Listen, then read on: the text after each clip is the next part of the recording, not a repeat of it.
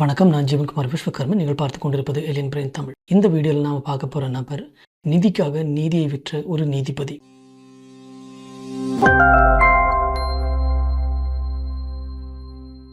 யார் இந்த நீதிபதி? இவர் பெயர் யஷ்வந்த் வர்மா.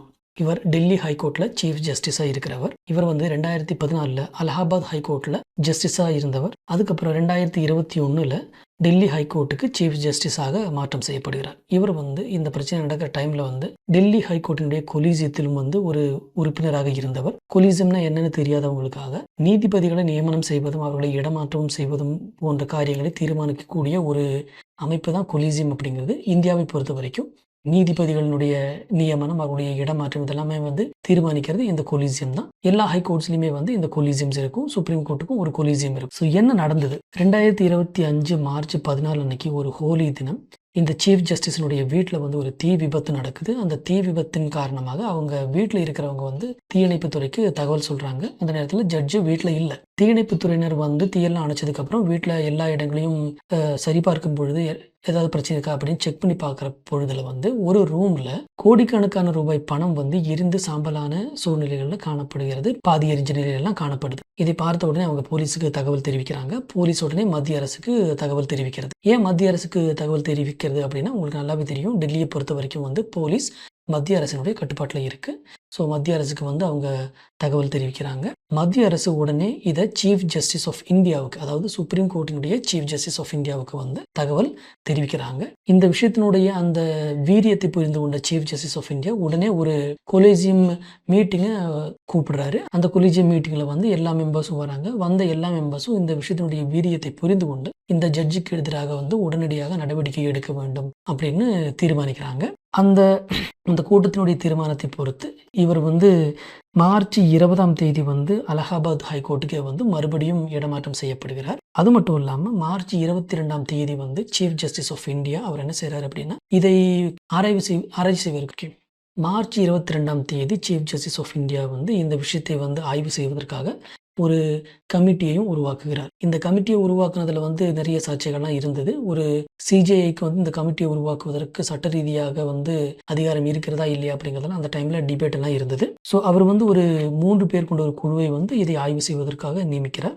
அந்த குழுவில் இருந்தவங்க ஹரியானா ஹைகோர்ட்டினுடைய சீஃப் ஜஸ்டிஸான ஷீல் நாகு அவர்கள், ஹிமாச்சல் பிரதேஷனுடைய ஹைகோர்ட் சீஃப் ஜஸ்டிஸான சாந்த்வாலியா அப்படிங்கிறவர், அடுத்து கர்நாடகா ஹைகோர்ட்டினுடைய சீஃப் ஜஸ்டிஸான அனு சிவராமன் அவர்கள். இந்த 3 பேர் கொண்ட குழு மே 3 ஒரு ரிப்போர்ட்டை சப்மிட் பண்ணுது. அந்த ரிப்போர்ட்ல இவர் கரப்டட் ஆனவர், இவர் தவறு செஞ்சிருக்கலாம் அப்படிங்கிற மாதிரியான ரிப்போர்ட்டை அவங்க சப்மிட் பண்றாங்க. இந்த ரிப்போர்ட் கிடைச்ச உடனே அதை சரிபார்த்த சீஃப் ஜஸ்டிஸ் ஆஃப் இந்தியா இந்த ஜட்ஜை இம்பீச் செய்யணும், அதாவது அவருடைய அலுவலகத்திலிருந்து அதை நீக்கணும் அப்படின்னு பிரதம மந்திரிக்கும் பிரசிடென்ட்டுக்கும் சிபாரிசு கடிதம் அனுப்புகிறார். இந்த சிபாரிசு கடிதம் அனுப்பின உடனே பிரதம மந்திரி அதை பார்லிமெண்ட் மந்திரிக்கு அனுப்புறாரு. அவர் 5 ஜூன் 2025 அன்னைக்கு இந்த இம்பீச்மெண்ட் ப்ரொசீஜர் அவர் பார்லிமெண்ட் மந்திரி, அதாவது பார்லிமெண்ட்டுடைய மந்திரியாக இருக்கக்கூடிய திரு கிரண் ரிஜிஜு அவர்கள் 5 ஜூன் 2025 இந்த சீஃப் ஜஸ்டிஸை ரிமூவ் பண்றதுக்கு உண்டான அந்த இம்பீச்மெண்ட் ப்ரொசீஜரை ஸ்டார்ட் பண்ணக்கூடிய மசோதாவை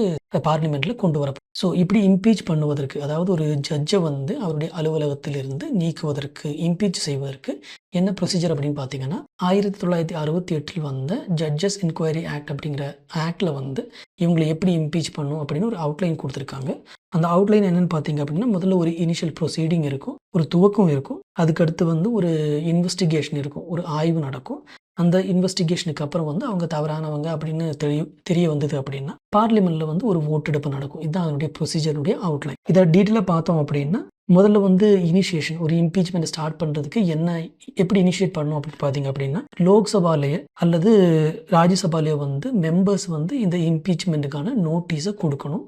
சைன்டு நோட்டீஸ் கொடுக்கணும், கையெழுத்திட்ட ஒரு நோட்டீஸ் கொடுக்கணும். அதில் லோக்சபாவில் 100 member, minimum 100 members signed notice கொடுக்கணும். அப்படி இல்லை ராஜ்யசபாவாக இருந்தது அப்படின்னா 50 மெம்பர்ஸ் சைன்டு நோட்டீஸ் கொடுக்கணும்.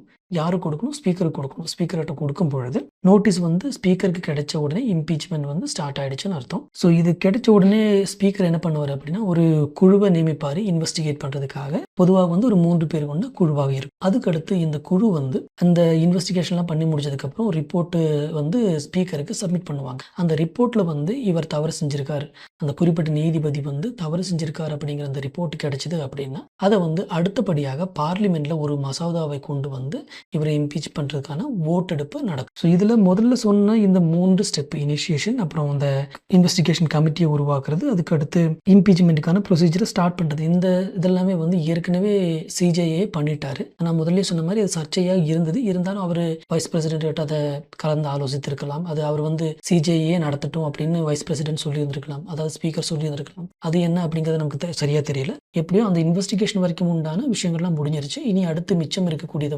பார்லிமெண்ட்ல நடக்கக்கூடிய ஓட்டெடுப்பு. 5ஆம் தேதி ஜூன் மாதம் 2025 பார்லிமெண்ட் மந்திரியான திரு கிரண் ரிஜிஜு அவர்கள் பார்லிமெண்ட்ல மசோதாவாக கொண்டு வரப்போகிறார், மோஷனாக கொண்டு வரப்போகிறார். ஸோ இப்படி பார்லிமெண்ட்ல வந்ததுக்கப்புறம் அந்த ஓட்டெடுப்பில் ஸ்பெஷல் மெஜாரிட்டி இருந்தால் மட்டுமே இம்பீச்மெண்ட் நடக்கும், வெற்றி பெறும். என்ன இந்த ஸ்பெஷல் மெஜாரிட்டி அப்படின்னா இரு சபைகளிலுமே அந்த சபைகளுடைய எண்ணிக்கையில் 2/3 பங்கு மெம்பர்ஸ் அந்த ஓட்டெடுப்பில் பங்கெடுக்கணும். அது போதாமல் அந்த 2 சபைகளிலுமே மெஜாரிட்டி என்னவோ அந்த மெஜாரிட்டியை அச்சீவ் பண்ணவும் வேணும். இந்த இரண்டுமே நடந்தால் தான் அதை ஸ்பெஷல் மெஜாரிட்டின்னு சொல்லுவாங்க. அந்த ஸ்பெஷல் மெஜாரிட்டி கிடைச்சதுன்னா மட்டுமே இந்த மசோதா பாஸ் ஆனதாக அறிவிக்கப்படும், அவர் இம்பீச்மெண்ட் செய்யப்படுவார். நடக்கக்கூடிய இந்த மசோதாவை முன்வைக்கக்கூடிய இந்த இதில் ஓட்டெடுப்பில் எல்லாருமே கட்சி பேதமின்றி எல்லாருமே பங்கெடுக்கணும் அப்படின்னு கிரண் ரிஜிஜு அவர்கள் வேண்டுகோள் விடுத்திருக்கிறார். காரணம் இது ஒரு ஹைகோர்ட் ஜட்ஜை பற்றினது. இதை பற்றின ஒரு தவறான ஒரு புரிதல் மக்களுக்கு போய் சேர்ந்துருச்சு அப்படின்னா இந்த நாட்டினுடைய நீதி நியாய அந்த நம்பிக்கை அப்படிங்கிறத கேள்விக்குறியாக மாறும். அதனால எல்லா கட்சிகளுமே இதில் முறையாக வாக்களிக்கணும் அப்படின்னு ரிஜிஜு அவர்கள் கேட்டுக்கொண்டிருக்கிறார். ஸோ இதுக்கு முன்னாடி யாருமே இந்த மாதிரி இம்பீச் செய்யப்பட்டது இல்லையா, இதுதான் முதல் முறையா அப்படின்னு கேட்டிங்கன்னா இதுக்கு முன்னாடி இம்பீச்மெண்ட் செய்யப்பட்டிருக்கிறாங்க. அதுக்காக நிறைய நோட்டீஸ் எல்லாம் கொடுக்கப்பட்டிருக்குது. உதாரணத்துக்கு 1995 ஜஸ்டிஸ் வி ராமசுவாமி அப்படிங்கிறவர் இம்பீச்மெண்ட்டுக்காக நோட்டீஸ் கொடுக்கப்பட்டிருக்கிறார். ஆனால் மெஜாரிட்டி இல்லை அப்படிங்கிறனால அது தள்ளி போயிடுச்சு. அதுக்கடுத்து 2011 கல்கத்தா ஹைகோர்ட்டினுடைய ஜட்ஜாக இருந்த சுமித்ரா சென் அப்படிங்கிறவங்க இந்த இம்பீச்மெண்ட்டுக்காக நோட்டீஸ் கொடுக்கப்பட்டு அப்புறம் அவங்க இம்பீச்மெண்ட்டும் செய்யப்பட்டாங்க. அவங்க தான் முதல்ல இம்பீச்மெண்ட் செய்யப்பட்ட ஹைகோர்ட் ஜட்ஜ் இல்லைனா ஒரு ஜட்ஜ். அதுக்கடுத்து நீங்கள் பார்த்தீங்க அப்படின்னா 2015 ஜேபி பர்திவாலா அப்படிங்கிறவர், அதுக்கடுத்து அதே ஆண்டு எஸ்கே கன்சேலே அப்படிங்கிறவர், அதுக்கடுத்து 2017 ஆந்திரா ஹைகோர்ட்டினுடைய ஜட்ஜாக இருந்த நாகார்ஜுன ரெட்டி அப்படிங்கிறவர், அதுக்கடுத்து 2018 இந்தியாவினுடைய சீஃப் ஜஸ்டிஸ் ஆக இருந்த திரு தீபக் மிஸ்ராவுக்கு எதிராக கூட ஒரு இம்பீச்மெண்ட் நோட்டீஸ் வந்தது. ஸோ இப்படி நிறைய பேர் இம்பீச்மெண்ட்டுக்கு நோட்டீஸுக்கு உள்ள இருக்காங்க, இம்பீச்மெண்ட்டும் ஆயிருக்காங்க. ஸோ இந்த நாட்டை பொறுத்த வரைக்கும் இது எவ்வளோ தூரம் ஒரு பாதிக்கப்படக்கூடிய ஒரு பெரிய விஷயமாக இருக்கிறது அப்படின்னு பார்த்தீங்க அப்படின்னா இந்தியாவை பொறுத்த வரைக்கும் நீதி நியாயம் அப்படிங்கிறது ஒரு மிகப்பெரிய விஷயம். அதாவது நம்முடைய கடவுள்களை விட நம்ம பெரிதாக மதிக்கக்கூடிய ஒரு விஷயமாக நீதி நியாயம் எல்லாம் இருக்கிறது. ஸோ நம்ம நாட்டினுடைய ஜட்ஜஸுக்கு பின்னாடியே எழுதியிருக்கக்கூடிய வார்த்தையை சத்தியமே ஜெயதே, வாய்மையே வெல்லும், இங்கு உண்மைதான் வெல்லும், நீதிதான் வெல்லும் அப்படிங்கிறத நம்முடைய நாட்டினுடைய மொத்த ஒரு அடையாளமாக இருக்கிறது. இங்க நம்ம ஜட்ஜஸுக்கு பின்னாடியே சத்தியமேவ ஜெயதே, வாய்மையே வெல்லும் அப்படின்னு தான் எழுதியிருக்கு. இங்க நீதி தான் ஜெயிக்கும், எவ்வளவுதான் நீங்க திரையிட்டு உண்மைகளை மறைத்தாலும் கடைசியில நீதி தான் வெல்லும் அப்படிங்கிறத நம்முடைய தீர்மானமான நம்பிக்கை. அந்த நம்பிக்கையின் பேர்ல தான் நம்முடைய கலாச்சாரம் எல்லாமே குறைந்திருக்கிறது இந்த நம்பிக்கையின் பேரில் தான். அதனால தான் அந்த வாசகத்தை எடுத்துக்கொண்டு நம்முடைய நீதிபீடங்களுக்கு பின்னால் ஜட்ஜுக்கு பின்னால் அதை எழுதி வச்சிருக்காங்க. ஆனால் இந்த ரீசன்ட் காலகட்டங்களில் ஜட்ஜஸினுடைய தலையீடு தேவையில்லாத விஷயங்களில் கூட, ஸ்டேட்டு தலையிட வேண்டிய விஷயங்கள் கூட, ஸ்டேட்டினுடைய காரியங்களில் கூட ஜட்ஜஸ் தலையிடுறாங்க அப்படிங்கிற குற்றச்சாட்டுகள் ரொம்ப அதிகமாக பரவலாக கொண்டிருக்கிறது. ரீசெண்டாக தமிழ்நாடு வர்சஸ் கவர்னர் கேஸில் கூட கவர்னர் மசோதாக்களை நிறுத்தி வைத்திருக்கிறார் அப்படிங்கிற மாதிரியான அந்த கேஸில் கூட தேவையில்லாத தலையீடுகளை சீஃப் ஜஸ்டிஸ் செஞ்சாரு அப்படின்னு வைஸ் பிரசிடென்டே ஒரு விழாவில் குற்றம் சாட்டினார். கோர்ட்ஸ் நம்மளுடைய சுப்ரீம் கோர்ட் ஆகட்டும் இல்லைனா ஹை கோர்ட்ஸ் ஆகட்டும் சூப்பர் பார்லிமெண்டாக செயல்படுகிறது அப்படின்னு குற்றம் சாட்டினார். ஜட்ஜஸுக்கு அந்த அளவுக்கு அதிகாரம் இருக்கிறதா இல்லையா அப்படிங்கிறத அவர் கேள்வி எழுப்பவும் செஞ்சார். ஏன்னா நம்ம இந்திய அரசியலமைப்பு சட்டத்தை பொறுத்த வரைக்கும் இந்திய அரசியலமைப்பு சட்டத்தை உருவாக்கியவர்கள் அந்த காலத்தில் ரொம்ப நல்லவங்களா இருந்தாங்க. மேல்பாங்கான விஷயங்களை மட்டும்தான் எழுதி வச்சுட்டு போனாங்களே தவிர மிச்ச விஷயங்கள் எல்லாமே பின்னால் வரக்கூடியவங்க தங்களுடைய புரிதலுக்கு வேண்டி திருத்திக் கொள்ளலாம் அப்படிங்கிற அந்த ஒரு கேப்பையும் விட்டு வச்சுட்டு தான் எழுதிட்டு. அப்படி அவங்க எழுதும்போது மொத்தமாக ஒரு சுப்ரீம் கோர்ட் என்ன பண்ணணும், ஒரு ஹைகோர்ட் என்ன பண்ணணும் அப்படிங்கிற விஷயங்களை மட்டும்தான் எழுதி வச்சுட்டு போனாங்களே தவிர, இவர்களுக்கு வந்து என்னென்ன அதிகார பரிதிகள் இருக்கிறது, எல்லைகள் இருக்கிறது அப்படிங்கிறத வந்து சரியாக நம்மளுடைய ஆர்டிகிள்ஸில் குறிப்பிட்டு சொல்லவில்லை. அதுதான் இப்போ பிரச்சனையே. அப்போது நம்ம சுப்ரீம் கோர்ட்டினுடைய எல்லைகளை பற்றி சொல்லக்கூடிய ஆர்டிகிள்ஸில் என்ன சொல்கிறாங்க அப்படின்னா, சுப்ரீம் கோர்ட்டுக்கு முன்னாடி வரக்கூடிய எந்த விஷயத்திலையும் அந்த கேஸை எடுத்துக்கொள்ளவும் தலையிடுவதற்கும் சுப்ரீம் கோர்ட்டுக்கு அதிகாரம் இருக்கிறது அப்படின்னு சுப்ரீம் கோர்ட்டினுடைய அதிகாரத்தினுடைய எல்லை பற்றி விவரிக்கக்கூடிய அரசியலமைப்பு சட்டத்தினுடைய ஆர்டிக்கலில் வந்து அது எழுதப்பட்டிருக்கிறது. ஆனால் அப்படி வந்த எல்லா விஷயத்தையும் எடுக்க முடியுமா அப்படிங்கிறது கேள்விக்குரிய விஷயம். ஏன்னா ஸ்டேட்டுக்கு அப்படின்னு சில தீர்மானங்கள் இருக்கும், ஸ்டேட் மட்டுமே தலையிடக்கூடிய சில விஷயங்களும் இருக்கும். ஸ்டேட் எங்கே தலையிடணும் தலையிடக்கூடாது அப்படின்னு அதனுடைய எல்லைகள் ஒன்று இருக்கும். இந்த எல்லைகளில் கோர்ட்ஸ் வந்து தலையிடும் பொழுது ஸ்டேட்டால் சரியாக செயல்பட முடியாது அப்படிங்கிற பிரச்சனையும் இருக்குது. ஒரு ஜனநாயகத்தை பொறுத்த வரைக்கும் வந்து மிக பெரும் மூர்த்தூண்களாக இருக்கக்கூடிய இந்த கோர்ட் ஆகட்டும், இல்லைன்னா பார்லிமெண்ட் ஆகட்டும், மிலிட்ரி ஆகட்டும், இந்த மூணுமே வந்து ஒன்றோடு ஒன்று மோதி கொள்ளக்கூடாது. மூன்றுமே அவரவர்கள் வேலையை செய்ய வேண்டும். அந்த பகுப்பு என்ன அப்படிங்கிறத பற்றின ஒரு சரியான ஒரு வரைமுறை வந்து நம்மளுடைய அரசியலமைப்பு சட்டத்தில் இல்லை அப்படிங்கிறது தான் வந்து இப்போ பிரச்சனையாக இருக்குது. அதனால தான் வந்து இப்போ இந்த கவர்னர் விஷயத்தில் வந்து தலையிட வேண்டிய சீஃப் ஜஸ்டிஸ் வந்து நேராக பிரசிடெண்ட்டுக்கே உத்தரவிட்ட சூழ்நிலை நடந்தது. அப்படி பிரசிடெண்ட்டுக்கே உத்தரவிடக்கூடிய திறன் அவருக்கு இருக்கான்னு கேட்டால் நிச்சயமாக கிடையாது. அது பின்னாடி டிபேட்டாக வேற வரும். பட் அந்த விஷயத்தில் வந்து கவர்னரை பற்றி கேள்வி கேட்கும்பொழுது தேவையில்லாமல் பிரசிடெண்ட்டையும் இழுக்க வேண்டிய தேவை என்ன, அதெல்லாம் சொல்கிறதுக்கு சுப்ரீம் கோர்ட்டுக்கு அதிகாரம் இருக்கிறதா அப்படிங்கிற அந்த கேள்வி வந்து இல்லையா. இந்த அதிகாரம் எங்கு முடிவடைகிறது அப்படிங்கிறத வந்து சரியாக சொல்லாதனுடைய பிரச்சனை தான் இது. கவர்னருடைய செயல்பாடுகள் என்ன அப்படிங்கிறது ஆர்டிக்கலில் சொல்லப்பட்டிருக்கு. ஆனால் அதே கட்டுப்பாடுகள் வந்து பிரசிடெண்ட்டுக்கு ஒப்பாகுமா, அவருக்கு அப்ளிகபிளா அப்படிங்கிறது வந்து எங்கேயும் சொல்லப்படலை.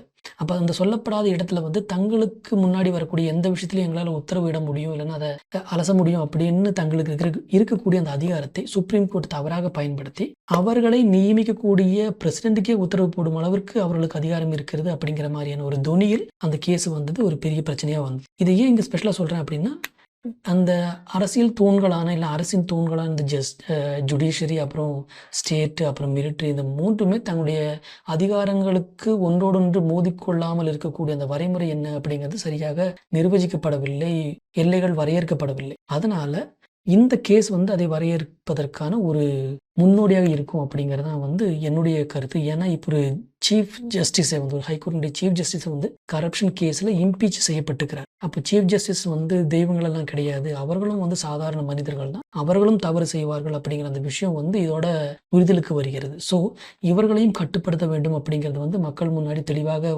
தெரியக்கூடிய ஒரு விஷயமா மாறுகிறது. அதாவது நம்ம தெய்வமாக நினைக்கிற மாதிரி இவங்க தெய்வங்கள்லாம் கிடையாது, இவர்களும் சாதாரண மனிதர்கள் தான், இவர்களும் தவறு செய்வார்கள் அப்படிங்கிறது வந்து எல்லோருக்கும் தெளிவாக புரிந்துவிட்ட காரணத்தினால இவங்களையும் கட்டுப்படுத்தக்கூடிய சட்டங்கள் இதன் பேரில் இனி வரும் அப்படிங்கிறது தான் உண்மையான விஷயம். அது மட்டும் இல்லாமல் சுப்ரீம் கோர்ட்டினுடைய ஒரு உத்தரவே இருக்குது, சுப்ரீம் கோர்ட் ஜட்ஜஸையோ அல்லது ஜட்ஜஸ் மேலே கேஸ் எடுக்கணும் அப்படின்னா அவருடைய அனுமதி வேணும், ஜட்ஜினுடைய அனுமதி இருந்தால் மட்டும்தான் அவர்கள் மீது கேஸ் எடுக்க முடியும் அப்படிங்கிற மாதிரியான ஒரு ஜட்ஜ்மெண்ட் ஒன்று வெளியானதாக நான் ஒரு வீடியோவில் பார்த்தேன். அது உண்மையாக இருந்தால் என் மேலே கேஸ் போகிறதுக்கு நானே ஒத்துக்கிட்டா தான் உங்களால் கேஸ் எடுத்துக்க முடியும் அப்படின்னு ஒரு ஜனநாயகத்தில் சொல்ல ஒருத்தருக்கு உரிமை இருக்கிறதா? அது ஜட்ஜாகவே இருந்துட்டு போட்டால் அவருக்கு அது சொல்ல உரிமை இருக்கிறதா அப்படிங்கிறது தான் கேள்வி. நீங்கள் என்ன எல்லாத்துக்கும் மேலானவரா? அப்படிலாம் கிடையாதுல்ல. இப்போ நான் குத்தம் செஞ்சுட்டேன், நான் ஜட்ஜாக இருக்கேன், என் மேலே நீங்கள் கேஸ் போட முடியாதுன்னு நான் சொன்னால் நீங்கள் கேஸ் போட முடியாது, சுப்ரீம் கோர்ட் ஆர்டர் இருக்குது அப்படின்னு சொன்னால் என்ன? ஸோ யாருமே வந்து நீதிக்கு மேலானவர்கள் கிடையாது இல்லை. அதை வந்து இந்த விஷயம் வந்து முன்னாடி கொண்டு வரும் அப்படிங்கிறது என்னுடைய கருத்து. இந்த விஷயத்தினுடைய அடிப்படையில் இந்த சீஃப் ஜஸ்டிஸ் வந்து வெளியேற்றப்படுவாராகின் இவர் கரெக்ட் பண்ணியிருக்காரு, அதனால் எல்லா ஜட்ஜஸுமே வந்து இனிமேல் கட்டுப்பாட்டுக்குள்ளே இருக்கணும் அப்படிங்கிற மாதிரியான சட்ட திருத்தங்கள் இதற்கு மேல் இதை அடிப்பணிந்து வரும் அப்படிங்கிறது தான் வந்து என்னுடைய கருத்து. என்ன நடக்குது அப்படிங்கிறத இனிமேல் இருந்து தான் பார்க்கணும். நன்றி, வணக்கம். நான் ஜீவன்குமார் விஸ்வகர்மன். நீங்கள் பார்த்து கொண்டிருந்தது ஏலியன் பிரெயின் தமிழ்.